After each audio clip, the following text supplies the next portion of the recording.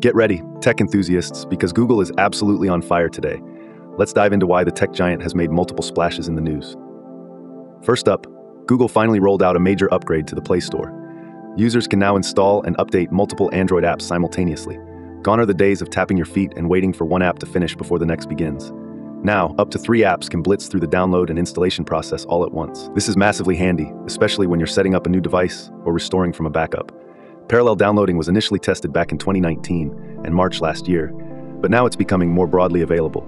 So if your device is one of the chosen ones, rejoice and enjoy those sweet simultaneous updates. Continuing the Google streak, they've also introduced support for automatic barcode and QR code scanning in Circle to Search. Yes, your smartphone is now a mini shopping assistant. This feature is rolling out on compatible Google Pixel and Samsung Galaxy devices. Once enabled, Circle to Search effortlessly captures barcodes and QR codes embedded on a website or image by simply long pressing the home button. Instead of you doing the heavy lifting of circling the code, a new chip pops up with a URL directing you to the information.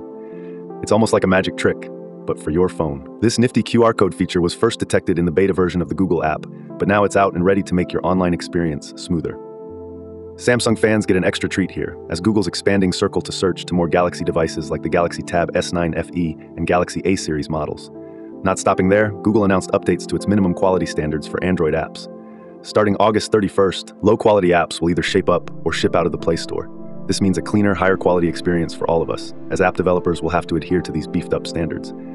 Perhaps Google's aim is clear. They want the Play Store to be the Ritz-Carlton of app marketplaces, not some dodgy motel with flickering neon lights. Oh, and one last spicy tidbit.